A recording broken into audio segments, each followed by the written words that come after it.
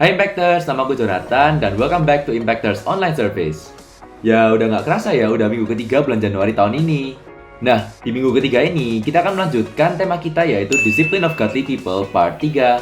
Oh ya, bagi kalian yang belum isi link, bisa diisi ya guys. Link ini yaitu survei Impactors tahun 2020. Minggu ini kita akan belajar dari Jonathan Edwards, yaitu seorang tokoh iman, dan kita akan belajar gimana cara membangun resolusi. Sebelum kita mulai, bagi kalian yang mau memberikan persembahan, bisa di-scan barcode yang akan ditunjukkan habis gini ya guys. Jangan lupa kita itu memberi bukan karena kita ingin diberkati, tetapi karena kita sudah diberkati guys. Selamat memberi. Nah, sekarang kita akan masuk praise and worship. Tapi sebelum kita masuk, kita mau berdoa dulu ya. Tuhan, terima kasih Tuhan karena Engkau telah mengukuhkan kami di ibadah online service ini. Sekarang kami akan masuk ke PAW dan kemudian firman. Berkati kami supaya kami bisa menjalani semuanya dengan baik ya Tuhan. Dalam nama Tuhan Yesus, amin. Enjoy the presence of God, Impactors.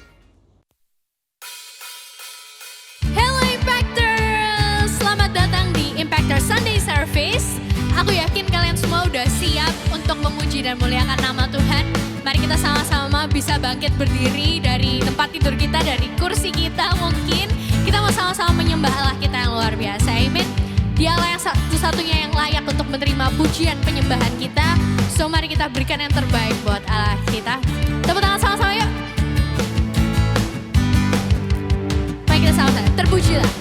Terpujilah namamu Tuhan, kuat dan penuh kemuliaan. Kuat dan penuh kemuliaan.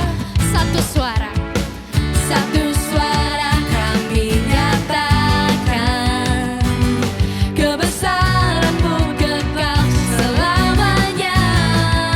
Terpujilah namamu Tuhan, terpujilah namamu Tuhan. Ajaib, ajaib dan penuh keagungan. Satu hati kami nyatakan, kerajaan-Mu kekal selamanya. Oh, oh, oh, oh, oh, oh, oh.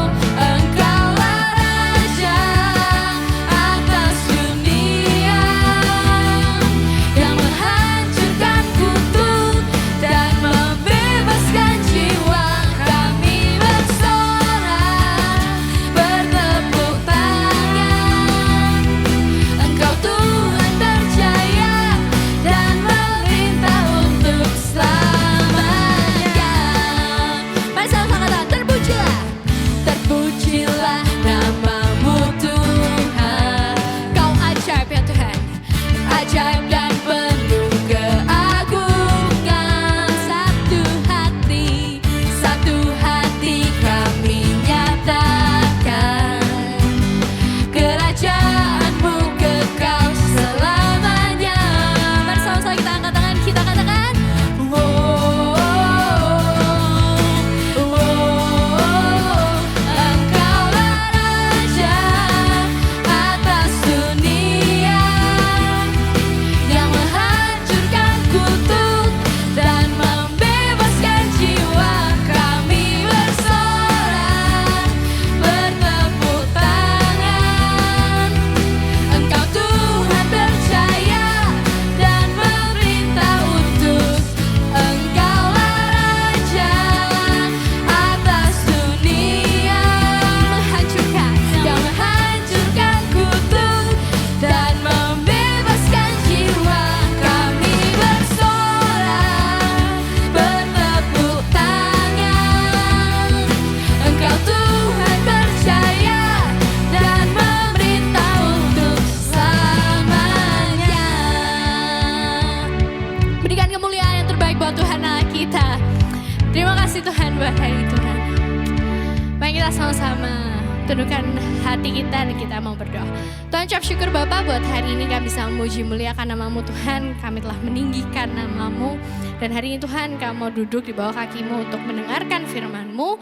Berbicara Tuhan pada setiap kami karena sebab hamba-Mu ini mendengar Tuhan. Urapilah Tuhan hamba-Mu yang akan menyampaikan firman. Kiranya setiap kata, setiap kalimat yang keluar dari lidah bibirnya semuanya hanya berasal dari Engkau. Terima kasih Tuhan, kami nyerahkan semuanya ke dalam tangan-Mu. Dalam nama Tuhan Yesus kami telah berdoa mengucap syukur. Haleluya. Amin.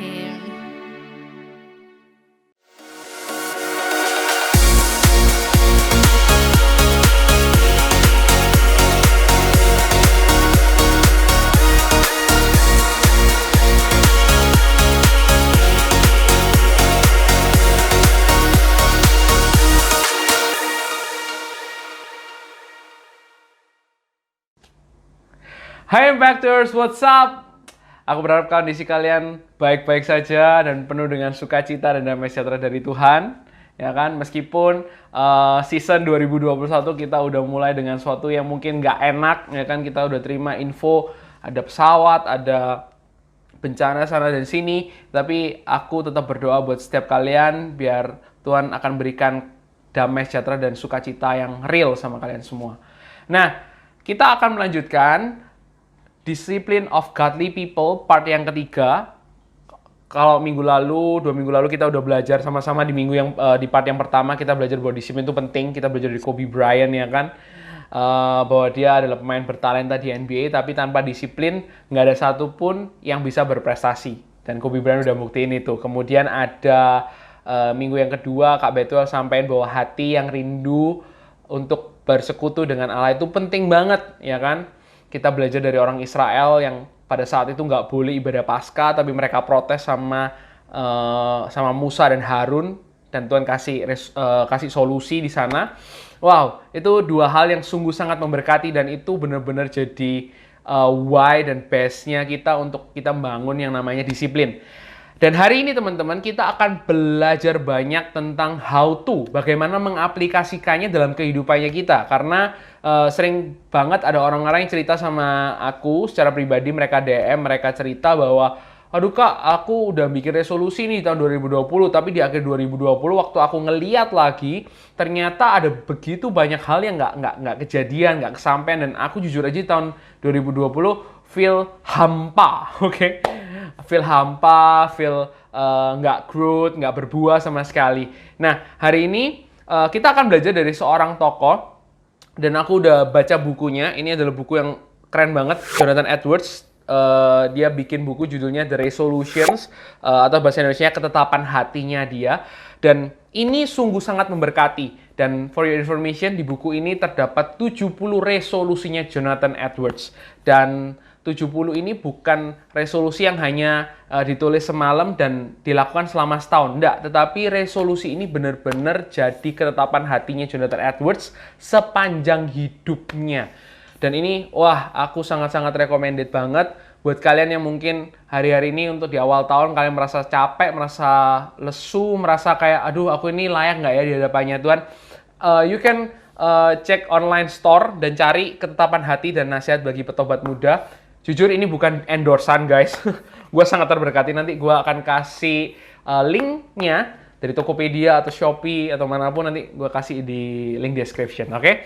And so kita akan langsung bahas apa tips-tips yang dibagiin sama Jonathan Edwards supaya teman-teman resolusi-resolusi kalian itu bakal terjadi, dan sebenarnya gimana sih cara nyusun resolusi yang benar gitu kan ya.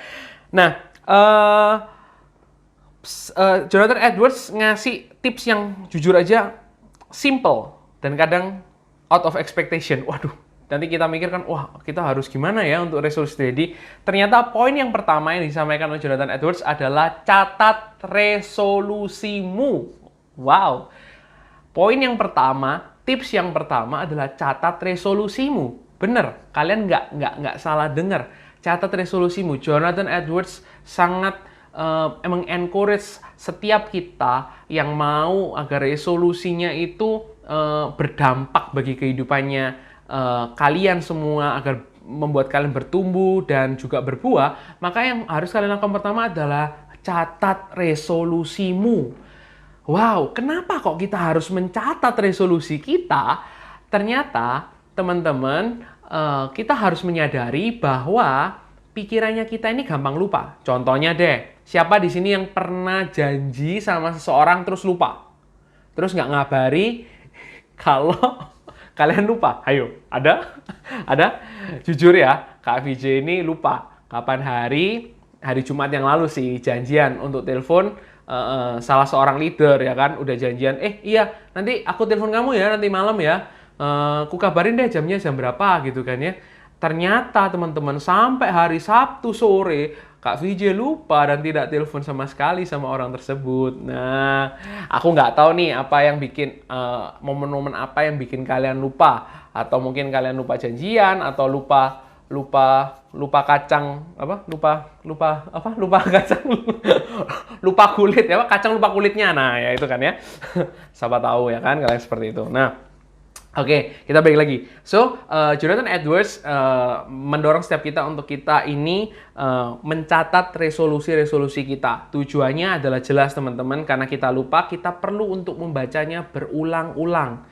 Jonathan Edwards punya disiplin bahwa resolusi itu dicatat sama dia, dan resolusi itu setiap minggunya dibaca sekali. Itu minimal banget harus dibaca sekali. Tujuannya adalah untuk mengevaluasi bagaimana pola pemikirannya dia. Apakah masih on the track, apa yang dia lakukan itu masih benar atau enggak. Jadi jangan lupa teman-teman, catat lalu bacalah itu. Paling enggak seminggu sekali. Karena ini benar-benar akan berdampak banget bagi kehidupannya kalian. Jadi sekali lagi aku encourage kalian untuk catat dan baca seminggu sekali aja. Dan memang teman-teman, Jonathan Edwards ini tidak mencatat resolusi 70 resolusi itu dicatat hanya dalam semalam. Enggak, tetapi dia mencatatnya day by day. Jadi it's okay buat kalian yang mungkin masih belum punya resolusi di tahun 2021, it's okay. Kalian bikinlah di notes kalian, entah itu di handphone atau di buku ya, kalian tulis gitu, nggak apa-apa. Per hari ini di tanggal dikasih tanggal, terus habis itu ditulis, aku punya resolusi untuk belajar berdoa. Oh, nggak apa-apa, it's okay. Mulai dengan hal-hal yang simple, belajar berdoa, it's okay. Belajar untuk membaca firman saja setiap hari, it's okay. Belajar membaca renungan, it's okay. Itu hal-hal simple yang bisa kalian tulis, dan setiap akhir minggu atau setiap sebelum memulai minggu itu bacalah kembali, oke? Karena itu adalah hal yang penting untuk apa? Sekali lagi mengingatkan kita dan mengevaluasi kita agar kita ini bisa tetap on the track, oke? Apakah kalian sudah mencatat resolusi kalian? Sudahkah kalian membacanya? Oke, sudahkah kalian membacanya setiap minggunya sekali aja? Udah belum? Nah, praktekin deh. Rasanya mantap. Tips yang kedua dari Jonathan Edwards adalah sadari bahwa segala sesuatu adalah tentang Tuhan. Oke, sadari bahwa segala sesuatu adalah tentang Tuhan. Bahwa resolusimu ini semuanya adalah untuk kemuliaan Tuhan. Dan resolusimu ini bisa tercapai oleh karena pekerjaan tangannya Tuhan. Oke, jadi teman-teman harus menyadari ini, bahwa aku ulangi. Pertama adalah bahwa resolusimu ini adalah untuk kemuliaan nama Tuhan. Dan resolusimu ini dapat terjadi oleh karena pertolongan Tuhan. Nah, dua hal ini yang seringkali dilupakan ketika kita bikin resolusi, tapi kita nggak pernah melibatkan Tuhan di dalamnya. Mungkin ada teman-teman yang berdoa atau bikin resolusi, Tuhan tahun ini aku pengen mengalami terobosan, aku pengen semakin dewasa di dalam Tuhan, ya kan? It's good, itu bagus banget, tapi sudahkah kamu melibatkan Tuhan di dalamnya? Sudahkah kamu berdoa? Sudahkah kamu meminta pertolongan Tuhan? Sudahkah kamu bertobat kalau kamu berdosa di hadapan Tuhan? Nah, coba teman-teman sadari bahwa segala sesuatu adalah tentang Tuhan, di mana segala suatu resolusi kita untuk kemuliaan Tuhan dan segala sesuatu itu dapat tercapai oleh karena pekerjaan tangan Tuhan. Aku bacakan di Amsal 16 ayat 9, dikatakan di sana, hati manusia memikir-mikirkan jalannya, tetapi Tuhanlah yang menentukan arah langkahnya. Dan kemudian di Filipi 4 ayat 13, ayat yang udah kita kenal banget ya kan, I can do all this through him who gives me strength. Wow, jadi teman-teman, segala sesuatu terjadi oleh karena Tuhan dan segala sesuatu terjadi untuk memuliakan namanya. Nah, kalau teman-teman nyusun hari ini resolusi, apakah segala sesuatu itu untuk kemuliaan nama Tuhan? Apakah yang kamu lakukan ini untuk memuliakan nama Tuhan atau untuk kepentinganmu sendiri? Kamu boleh deh nulis untuk aku pengen jadi juara kelas gitu. Ya it's okay, nggak apa-apa. Tetapi apakah tujuannya? Coba cek dalam hatimu apakah itu untuk Tuhan ataukah kamu ingin dipandang oleh teman-temanmu yang ada di sekitarmu. Nah, berhati-hatilah. Dan kemudian yang kedua, setelah kamu nulis resolusimu, sudahkah kamu mendoakannya? Bagi kalian yang baru bikin resolusi, setiap kali, kalau tadi kan udah nyatet, udah harus baca setiap seminggu sekali. Nah, sekalian doakan itu, minta pertolongan Tuhan. Tuhan, ada hal-hal yang masih belum tersampaikan. Mungkin teman-teman lagi bikin resolusi, wah tahun ini aku harus berhenti untuk menggerutu ngomel. Nggak boleh untuk nulis di Instastory ngomel sama guru, ngomel sama sekolah. Nggak.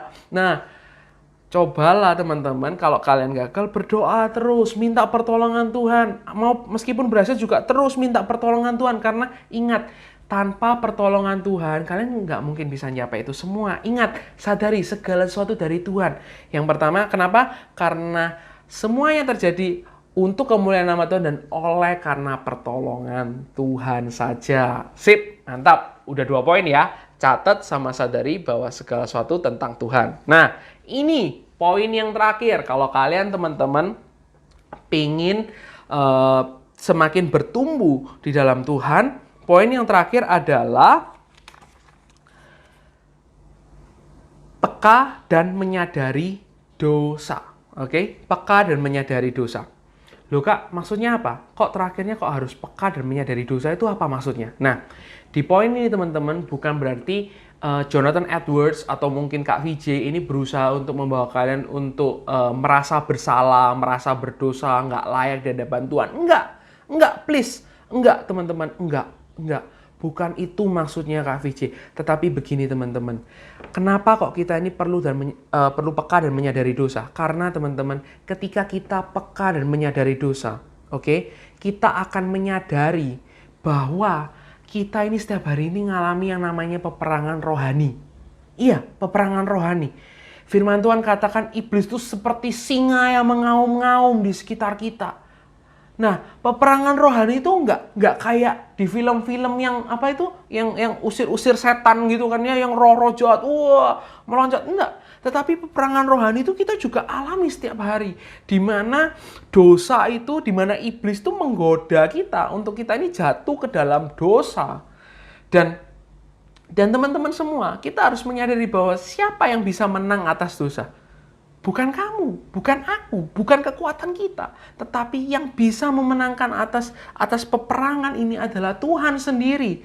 Sehingga yang terakhir ini, kenapa kok Jonathan Edwards menekankan untuk peka dan menyadari dosa? Adalah supaya kita itu terus mengandalkan Tuhan dalam kehidupannya kita. Kita itu menjadi pribadi yang rendah hati. Bukan pribadi yang tinggi hati, yang merasa bisa melakukan segala sesuatu. No, tetapi kita menjadi rendah hati karena anugerahnya kita bisa menang atas dosa. Kak VJ share sedikit deh. Di tahun 2020, Kak VJ membuat yang namanya resolusi. Resolusinya simple. Yaitu Kak VJ rindu untuk bisa menikmati Allah sepenuhnya. Nah, singkat cerita, di tahun 2020 kita tahu bahwa, teman-teman semua, kita tahu bahwa ada COVID-19, ada pandemi besar-besaran. Teman-teman bisa ngelihat ada bisnis yang mulai berjatuhan, ada orang-orang yang kena PHK, ada orang-orang yang kena potongan gaji, dan lain sebagainya. Loh, sama. Kak VJ juga merasakan hal yang sama seperti orang-orang tersebut. Kak VJ menerima adanya potongan pada jatah yang harusnya Kak VJ terima. Tetapi teman-teman, di waktu-waktu itu bukan hal-hal yang mudah, teman-teman. Bukan hal-hal yang mudah. Sempat Kak VJ menjadi resah, sempat Kak VJ ini menjadi marah. Kenapa kok hal ini terjadi dalam kehidupannya Kak VJ, dan ada begitu banyak tagihan yang harus Kak VJ bayar, ada pajak-pajak dan lain sebagainya. Cukup sulit buat Kak VJ di masa-masa itu cukup sulit gitu. Dan Kak VJ cuma berdoa kepada Tuhan. Karena pada waktu itu jujur aja kepepet banget, sangat kepepet. Di tabungan itu cuma sisa 100.000, cuma 100.000 doang. Tapi Kak Viji berdoa sama Tuhan, dan Kak Viji cuma berdoa gini, Tuhan, tolong bantu aku, berikanlah aku pendapatan supaya bisa bebas dari ini semua dan aku bisa bayar gitu kan ya. Aku berdoa. Tapi singkat cerita teman-teman, gak ada jawaban, gak ada uang yang masuk. Tetap sama teman-teman.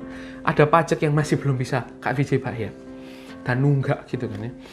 Terus Kak Vijay berdoa, Tuhan tolong ngono aku, apa sih yang Tuhan mau, tak lakoni wes. Aku cuma doa gitu, tapi Tuhan yang nggak jawab teman-teman. Akhirnya apa yang Kak Vijay lakukan? Kak Vijay cuma doa gini, Tuhan, apa yang kau ingin sampaikan?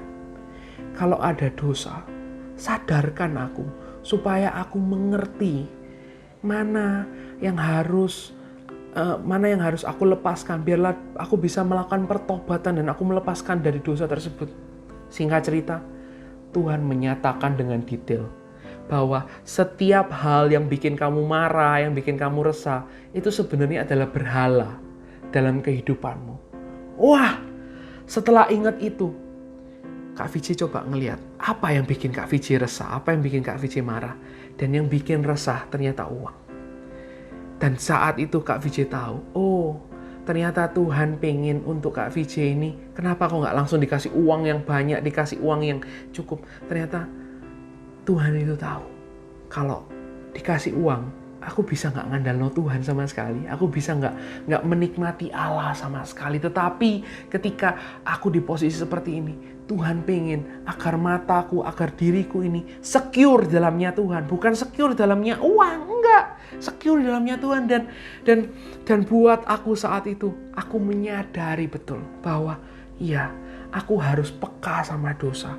Sehingga aku ini bisa hidup dalam resolusi yang aku tuliskan. Dan guess what teman-teman, ketika aku sudah menyadari bahwa letak secureku itu di Tuhan, Tuhan provide, Tuhan kasih.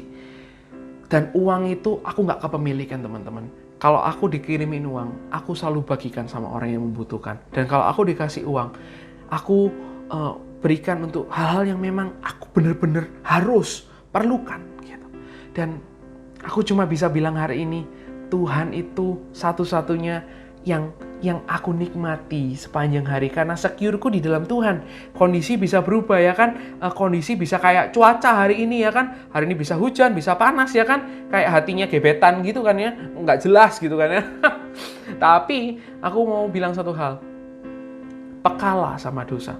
Mungkin hari-hari ini ada yang bikin kamu resah, bikin kamu marah, coba lihat itu.